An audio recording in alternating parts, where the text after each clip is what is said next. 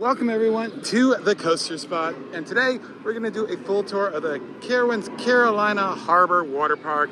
This is free, included with your admission to Carowinds. There's actually a second entrance, a dedicated entrance from the parking lot if you want to start your day there, or if you just aren't planning on doing it alone. But we'll go ahead and show you all the slides and everything, and we'll point out that entrance as well, and tell you the locker prices and whatnot. As we mentioned, we're starting at the bottom here at the Carowinds entrance. There is the parking lot entrance, and we're just going to do pretty much a go all the way to the back, and also after we get past the beach house area, we'll go to the right and show you the kids area. But 2 wave pools, a lazy river, and a few slide towers on this one. All to the right is going to be like 3 different kids areas. We'll show those off in just a little bit. But first is going to be the Boogie Board Racer, which is a 6-lane mat racer. This one's really neat. It actually starts together, then it comes together, then it has a helix, and then it comes together again. So you kind of don't know how you're going to be racing with the other people at some points, and then you come together and get an idea of what's going to actually happen. There's, of course, a few bars in the park, and there's a new 21 and older section of the park now, too, that just opened this year in 2025. And there's that entrance to the Boogie Board Racer. Love the colors. Actually, this is a really tall mat racer for what it is. Usually they're maybe like a third the size smaller, so this one's actually really big. And before you even get to a lot of attractions, they got this little splash pad right here. That's fun. Next slide tower is going to be a pair of tube slides that are completely in the dark. They're the Barracuda Blasters. You just go around, have some dips inside the dark. It's going to be very, very disorienting because you're going to have very little light when you're going through there. I always love these ones that are in the dark. They are more thrilling than they should be. There's some food in the park, but there's probably going to be better places to get it inside of the amusement park side of things. They're just going to have some more basic things here in the water park, unfortunately. And off to the left is the Beachcombers Souvenir Shack, so you can get anything you might have forgotten for your water park day. They have you covered. Let's take a quick look at what you can get in there. Shoes, aqua shoes, some just fun souvenirs. So many aqua shoes, swimsuits, women, men's, kids, babies. And it just has some other wares as well. Candy for the kids. Got some fun Snoopy merchandise, beach merchandise. And I said lots of stuff for the kids. Goggles, plushes, of course, tiny little sandals, mermaid dolls, puddle jumpers. And they have reusable swim diapers. Highly suggest using these because, as we know, all the swim diapers do is contain the number 2, not the number 1. So you can reuse them as many times as you want. Hooded beach towels. There you go. Some Carowinds merchandise as well. Sunscreen, swim diapers as well, regular swim diapers. Pretty much anything you need for your water park day if you forgot it. Bathhouse and the lockers as well. We'll give you a look at the pricing of those lockers right now. Plenty of lockers on the left and the right, and I believe there are some more lockers by that parking lot entrance as well. Here are prices. 20 for standard. That's going to be the same size that you see at like Fury and Copperhead Strike, the roller coaster lockers. Large is 25 and 30 for the jumbo, which can store so much. There is also a season pass option as well if you come a lot. And here is the roller coaster locker size. So if you know what that is like, that gives you a good idea of the size there. And then the slightly larger ones, I mean, this can hold maybe like 2 backpacks, and this closer to 4. And then the jumbos just can hold like 2 or 3 families worth of stuff. They're huge and probably unnecessary. It's like Carowinds Carolina Harbor is in 2 states. We've actually been walking the state line more or less. So that's kind of fun. You will go from a lazy river from North Carolina to South Carolina and repeat and rinse. And we'll first head to the South Carolina side and show you these attractions over here. Here's Paul Meto's Boathouse Bar, and then there is that exclusive 21 and over area. There it is. And heading to the left actually brings you right back to the entrance to the amusement park gate. To the right, it's gonna complete the back loop. To get into that 21 or older, you will check in. They'll check your ID. You'll get a wristband, and you'll be gained access into this exclusive pool. So love this that you can enjoy a drink without loud kids. This is fantastic. More parks need this. And here are your prices. Cocktails are 17.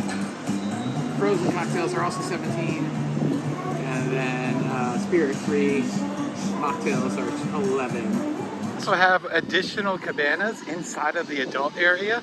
That's just absolutely fantastic. That is a good party over there for sure.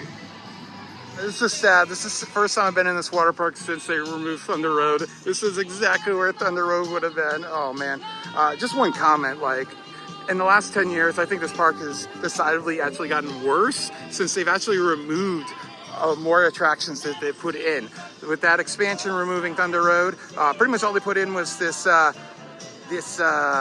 wave pool. Then they removed a tube slide, added those mat racers, but they also removed like the best slide tower in the park for Copperhead, which I'm not complaining about Copperhead, but that sucks. Blackbeard Revenge is going to be a series of 6 slides. You got the body slides there on the right. Those are those drop pod slides. So you're going to actually get into a capsule.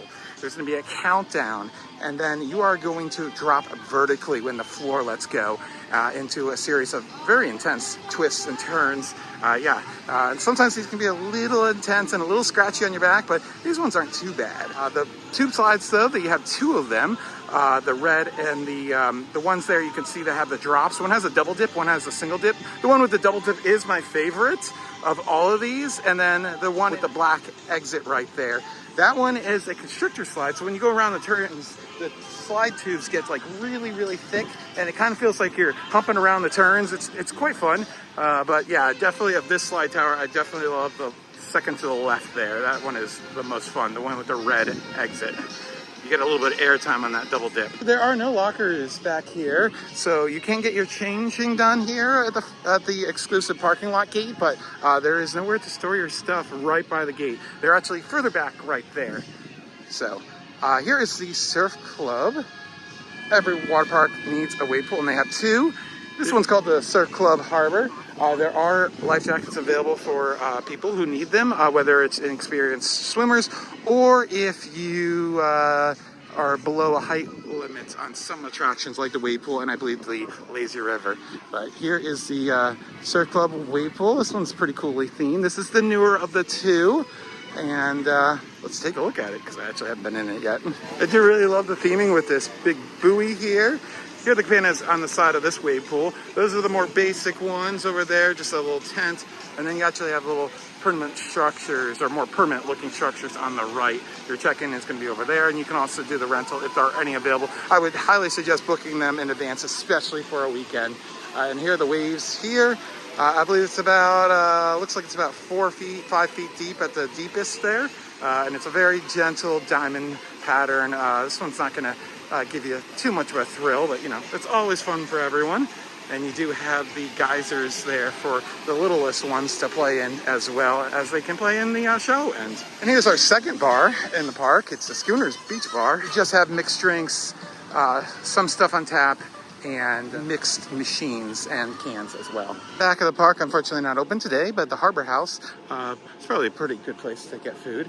They do have some interesting things. Here they have the cheeseburger, shrimp basket, tenders, and fries. Those look like they are hand breaded, which is fantastic, and salads, and then they have sides. So yeah, and of course there is a dining plan. If you have that, it is available here at the Harbor as well. It goes towards your dining credit, so if you used at the amusement park, you do have to wait 4 hours over here as well. They are interconnected. And there's also the drink plans as well. You have all season and you have all day. And there's all day dining as well, which it can be used at both amusement parks interchangeably. Here is the second and the older of the 2 wave pools. It is closed today. However, the cabanas are available if you had booked one. And it also says it's going to be a really quiet place to hang out if it is closed. But yeah, it's about the same depth and everything. They're about the same intensity and everything. So one is not better than the other. It's just basically used for the busier days, which today it is not. It's basically the last Wednesday of weekday operations. So it's not very busy. There's a terrible rain forecast, but it's never going to really shut down, most likely. Sometimes if the attendance is really down, they might shut the water park a little bit early, as it can the amusement park can do as well. So, but yeah, there it is. Both of them are really nice looking, you know. It's they both look nice. I like the other one more, but yeah, it's just gonna have the similar wave pattern as the other one, and it does have those geysers as well and cabanas. All these are the cheaper of the ones, just the tent and stuff like that. There are even more lockers back here, so that might be a good place to get your locker if the other ones are out or whatever, wherever you want to keep it nearby. They do have refresh stations all around the water park. Here we have the Storm Surge, which is actually very similar in setup as the Pirate's Revenge, as it has both body and tube slides. However, this one is taller. It is older though, and the tube slides are a little bit shorter, and they're pretty basic, just has those twists and turns, and they're both enclosed, so they should be in the dark with no thrills, since this is an older slide. And then you have the body slides with the green and blue, which are not the capsule ones like you did have at the Pirates event. So you're gonna actually have to start it out yourself, but there's no really steep start like one of those speed slides, so it's not too scary. But oh man, these are really intense, and they can really scratch up your back. Be aware that the body slides of Storm Surge are very rough, very intense. You're almost going to flip over. You're going to feel like you're drowning at the end, and nothing is allowed on you unless it's in a Velcro pocket. So if you have a cell phone holder, that's got to go in there, and no body shirts or anything like that. So very strict rules on it. I'd give it a skip, but it is the most intense slide here. Nice to see that they have beach bites with some fish and chips, shrimp and chips. That's nice to see. Wish it was open today, but it is not, because it is such a dead day. So before we get to the lazy river, it's going to be Hurricane Falls. This is the park's only family raft ride, unfortunately. It's a very, very tame one. It's no tunnels or anything like that. It's just a few twists and turns down the way. But it is fun for everybody. You need a minimum of at least 2 riders on this one. But as you can see, it's just the green slide. You don't have to carry your tubes up. There is a conveyor belt, the only conveyor belt in the entire park.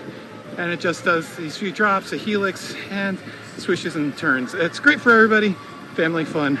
And here is Coastal Currents, which pretty much goes around the middle of the second half of the water park, the loop that we've been going around. We've just been on the outside of it. Unfortunately, it does not have a second entrance and exit, so it's can't be used as transportation. However, unfortunately, once you go around, you do have to get out and find a new tube, even if there's no wait whatsoever, which is really annoying.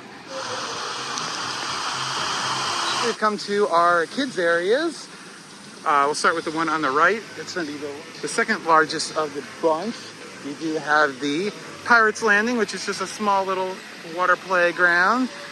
One little slide on the back there, that red and white one. Then lots of interactive elements. Kids can turn on water, turn off water, and get wet under all these interactive elements and water fountains. Looks like there used to be a bucket, but unfortunately it is not present. I don't know if that is gone forever, but it still pours down on it, so at least there's that.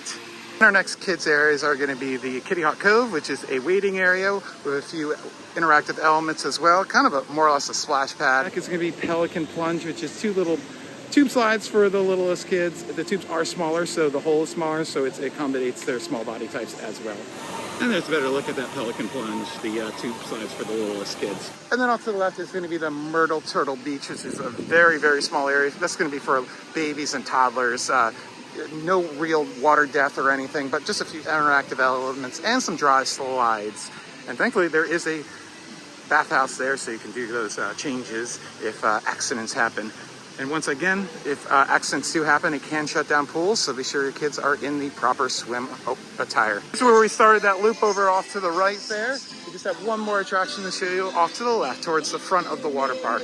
Well, the front if you come in from the amusement park at least. And our final attraction in the water park is going to be the Seaside Splashworks, which is the largest family kids area here. The giant water playground. It does have that giant tipping bucket themed to a sand bucket. That's cute, and a little beach house there. I love the theming on this one, very Carolina looking. There are some smaller slides for the littler kids, and then there are some a bit larger ones in the back as well for a little older kids. There it is. Lots of interactive elements, some water gun squirters, knobs that they can turn on and off, lots of geysers, and all that type of stuff to get wet in many, many different ways. I always love the tipping bucket though. That is always my favorite part of these.